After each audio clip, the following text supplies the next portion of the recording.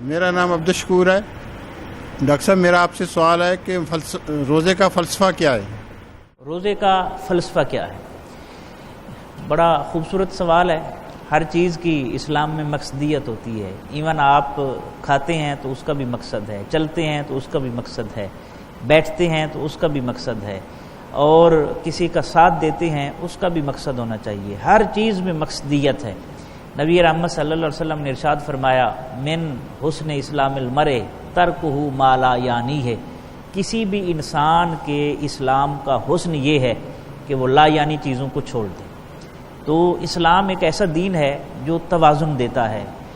इसी तरह रोज़ा, जिसकी तरफ आपने इशारा किया कि रोज़े का फ़लसफ़ा क्या है, इसकी मकसदियत क्या है।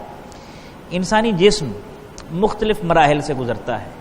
जिस तरह एक मशीन होती है, वो मुसलसल अगर काम करती रहे वो डिस्टर्ब हो जाती है, उसकी कारकर्दगी मुतासिर हो जाती है और वो डैमेज हो सकती है। इसी तरीके से इंसानी वजूद है, इसको भी रिलैक्स करने की ज़रूरत है। मसलन आप मशाइख़ चिश्त को देखें, जब इश्क की आग भड़कती है तो वो सिमा सुनते हैं, कवाली सुनते हैं, और वो आग जो है वो आंसुओं की सूरत में बाहर निकलती है, ठंडक नसीब होती है। इसी तरह कुछ आलाइशें ज़ाहिरी जिस्म की भी होती हैं कि इंसान मुसलसल जब खाता रहता है, इसको रेस्ट देने की ज़रूरत महसूस होती है। भूख और प्यास से गुजारा जाता है। क्यों गुजारा जाता है? इसलिए कि अगर आदमी 12 महीने पेट भर के खाता रहे, उसे क्या खबर है कि भूख किसे कहते हैं। और भूख की वजह से जो लोग मजबूर होते हैं, वो खबर नहीं अपने पेट की आग की तस्कीन के लिए उन्हें क्या कुछ करना पड़ता है। एक आदमी जब प्यास बर्दाश्त करता है तो उसे एहसास होता है कि प्यास की शिद्दत जब गालिब हो तो इंसान किस कसम पुरसी की हालत में होता है। तो ये अल्लाह ताला दर हकीकत पूरा महीना भूख और प्यास से गुजार कर एहसास दिलाता है कि जो अल्लाह ने नेमतें तुम्हें अता फरमाई हैं, तुम इनके मालिक नहीं हो, ये अल्लाह की करम नवाजी है।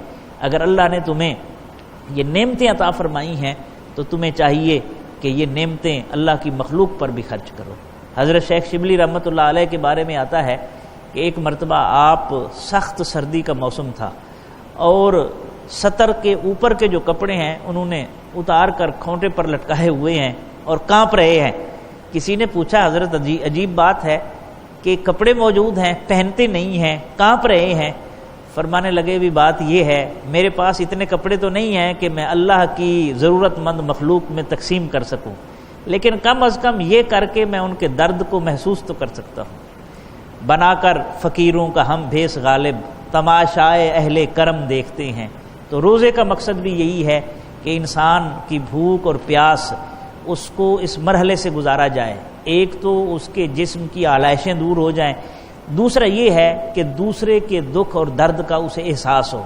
अगर हम रोज़े के फ़लसफ़े को समझते, हम और हमारे हुक्मरान, यकीनन थर में जो कुछ मासूम बच्चों के साथ हुआ है और सैकड़ों बच्चे लुक़्मा अजल बन गए हैं, ये कैफियत आँखों के सामने ना आती। लेकिन जब इंसान इतना अपना शिकम भर लेता है, उसकी आँखों पर चर्बी आ जाती है, वो अपने अलावा फिर किसी को नहीं देखता। कोई मरता रहे, कोई तड़पता रहे, कोई बर्बाद होता रहे, उसे किसी का एहसास नहीं होता। ये माह रमज़ानुल मुबारक हमें एहसास दिलाने के लिए आया है और अल्लाह की बारगाह में मुसलसल दुआ करनी चाहिए, परवरदिगार आलम हमें इंसानियत का दर्द अता फरमा और एहसास की वो नेमत अता फरमा कि जिसके ज़रिए से हम किसी के दर्द को महसूस कर सकें। इकबाल ने कहा था, कांटा वो दे जिसकी खटक लाजवाल हो, या रब वो दर्द जिसकी कसक लाजवाल हो।